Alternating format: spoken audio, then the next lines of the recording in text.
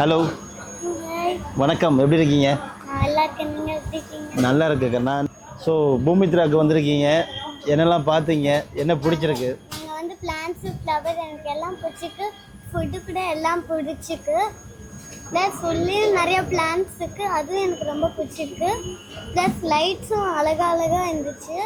So garden உருவாக்குறதுனால என்னென்ன பெனிஃபிட்ஸ்லாம் நம்மளுக்கு கிடைக்கும் கண்ணா? அதே நம்மளுக்கு ஆக்சிஜன் வந்து கேக்டஸ் கொடுக்கும். ஓகே. எல்லா பிளான்ட்ஸும் ஆக்சிஜன் கொடுக்கும் நம்மளுக்கு.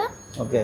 ப்ளஸ் நம்ம வந்து துளசி, நெக்ஸ்ட்டு வேறு இந்த மாதிரி பிளான்ட்ஸ் கூட சாப்பிட்டா நம்மளுக்கு ஹெல்த்தியும் கிடைக்கும். ஸோ காற்றை கொடுக்கறது மட்டும் இல்லாமல் ஹெர்பல் பிளான்ட்லாம் சாப்பிடும்போது உடலுக்கு ரொம்ப நல்லதுன்ற விஷயத்த இந்த குழந்தை தெரிஞ்சு வச்சுருக்காங்க. ஸோ இந்த மாதிரி பார்க்கக்கூடியவங்க நம்ம வீட்டில் இருக்கக்கூடிய குழந்தைங்களையும் இந்த மாதிரி ட்ரெயின் பண்ணுங்கள். ஏன்னா இன்றைக்கி இருக்கக்கூடிய மிகப்பெரிய பிரச்சனையை வந்து பொல்யூஷன். ஸோ சிகரெட் பிடிக்கிறவங்களுக்கு வரக்கூடிய கேன்சர் நோய்கள் மாதிரி இன்றைக்கி நம்ம சுவாசிக்கக்கூடிய காற்றுலேயே அது வரும்னு சொல்லியிருக்காங்க 2021 ஆய்வறிக்கையில். மரங்கள் நடுறது மட்டும் கிடையாது, வீட்டில் வந்து இடம் இல்லாதவங்க செடிகளில் கூட துளசி செடிகள், மூலிகை செடிகள் வளர்க்கலான்னு இருக்காங்க. ஸோ அருமையாக தக்ஷன் வந்து இதை லேர்ன் பண்ணி வச்சுருக்காரு. ஸோ பார்க்கக்கூடிய குழந்தைங்களுக்கெல்லாம் இவர் ஒரு முன்மாதிரி ரோல் மாடல். Really appreciate. உங்களுக்கு அங்கிள் வந்து ஒரு ஃப்ரீ சாப்ளிங் கொடுக்க போகிறேன். ஸோ இந்த குழந்தை வந்து ரொம்ப திறமையாகவும் நல்லாவும் பேசுனாங்க. ஒரு செடி கொடுக்குறேன்னு அவங்களுக்கு சர்ப்ரைஸ் பண்ணுற மாதிரி 3 விஷயங்களை கொடுத்துருக்கோம். உலக சுற்றுச்சூழல் தினம் ஜூன் 5ஆம் தேதி வருது.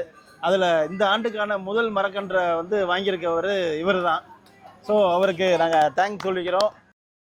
ஸோ எல்லோரும் சேர்ந்து மரம் வளர்க்கலாமா, செடி வளர்க்கலாமா சொல்லிடலாமா? செடி வளர்க்கலாம் நம்ம, ப்ளஸ் மரங்களும் வளர்க்கலாம். ஓகே.